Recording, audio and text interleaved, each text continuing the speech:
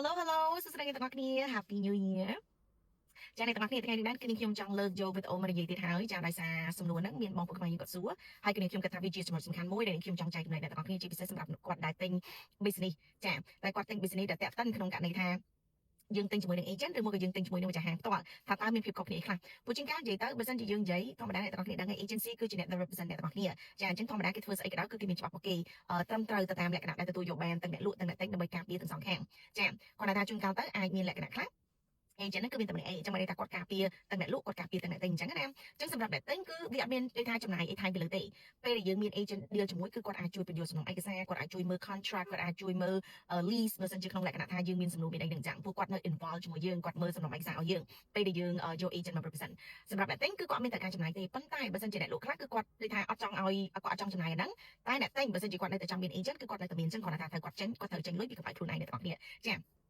ចឹងយ៉ាងណាមិញអ្វីដែលខ្ញុំអាចចែករំលែកអ្នកទាំងអស់គ្នាបានរវាងទិញជាមួយនឹង agent គឺយ៉ាងណាមិញគឺមានភាពងាយស្រួលជាងព្រោះដោយសារអីធម្មតា agent គឺគាត់អាចធ្វើ homework តាក់ទងជាមួយនឹងខាង landlord ឲ្យយើងតាក់ទងជាមួយនឹងអ្នករៀបចំសំណុំឯកសារថាយើងត្រូវធ្វើម៉េចអញ្ចឹងគឺមានដំណាក់កាលរបស់គេពេលដែលយើងទិញរវាងអ្នកលក់អ្នកទិញគឺយើងអត់ដឹងទេគាត់ថាអ្នកទាំងអស់គ្នាត្រូវដឹងអ្វីដែលយើងដឹងច្បាស់ពេលដែលយើងទៅទិញ business មួយដូចយើងទិញផ្ទះអញ្ចឹងពេលដែលយើងទិញផ្ទះគឺម្ចាស់ផ្ទះគាត់ជពាក់លុយប៉ុណ្ណាយើងទៅទិញតពីគាត់គឺយើងអត់ខ្វល់ទេព្រោះម្ចាស់ផ្ទះគាត់បានលក់ឲ្យយើងហើយអញ្ចឹងគាត់កាត់កង excuse me គាត់សងលុយជាពាក់របស់គាត់ហ្នឹងគឺដែលមានបញ្ហាហ្នឹងគឺគាត់ទទួលរ៉ាប់រងទទួលខុសត្រូវហើយគេមាន insurance មានឯកាពាក្យបើសិនជាម្ចាស់ផ្ទះគាត់មានជាពាក់ឯណាគេពីមុនមកទៀតគឺការទទួលខុសត្រូវរបស់ម្ចាស់ផ្ទះគឺអត់មានតាក់ទងជាមួយអ្នកទិញទេយើងទិញតម្លៃប៉ុណ្ណាយើងខ្ចីលុយប៉ុណ្ណាការពាក់ប៉ុណ្ណាហ្នឹងគឺជាកាតព្វកិច្ចដែលយើងត្រូវបង់តដែលយើងត្រូវធ្វើតពេលដែលយើងទិញហ្នឹងសម្រាប់យើងទិញ business ក៏ដូចគ្នាដែរពេលដែលយើង deal ជាមួយនឹង agency ធម្មតាគឺវាមានក្តារស្នាមខ្លះវាមានកន្លែង escrow ខ្លះវាមានកន្លែង Metavi ខ្លះដែលគេជួយមើលសំណុំឯកសារយើងដែលមានបញ្ហាតាក់ទិនជាមួយនឹងម្ចាស់ហាងគាត់មានជាពាក់លុយគេមានជាពាក់ credit មានជាពាក់អីឈ្មោះគ្នាហ្នឹងអញ្ចឹងពេលដែលយើង go through សំណុំឯកសារប្រកបធម្មតាវាប្រើពេលវេលាវាយូរតិចហើយព្រោះយើងត្រូវការពេលវេលាហ្នឹងដើម្បីរត់ហ្នឹងអញ្ចឹងយ៉ាងណាមិញពេលដែលយើង deal ជាមួយនឹងខាង agent deal ជាមួយនឹងខាង escrow ឬ attorney គេជួយមើលសំណុំឯកសារឲ្យយើងបាន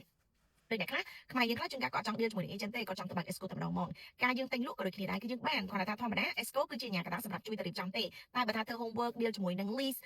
deal ជាមួយនឹងស្អីផ្សេងគឺកន្លែង escrow ចង់និយាយថាឬមួយកន្លែង Metavi គឺគេមាន limit របស់គេគឺគេធ្វើបានអ្វីដែលគេអាចធ្វើបានលុយពេលហ្នឹងគឺគេអត់ធ្វើទេអញ្ចឹងពេលដែលយើង go through ជាមួយ agency គឺ agency ហ្នឹងត្រូវចរចាជាមួយនេះត្រូវរៀបចំសំណុំឯកសារសេរីមិននេះមិនគឺជាអាជ្ញាកណ្ដាលសម្រាប់ជួយមើលសំណុំឯកសារឲ្យយើងពេលដែលយើងទិញលក់ហ្នឹងចឹងអញ្ចឹងវិលត្រឡប់ទៅវិញពេលដែលយើងទិញលក់ជាមួយម្ចាស់ហាងផ្ទាល់ធម្មតាយើង save លុយបន្តិចព្រោះយើងអត់ត្រូវការចំណាយអីច្រើនគឺរវាងកាត់កងជួយអ្នកខ្លះគាត់ដូចថា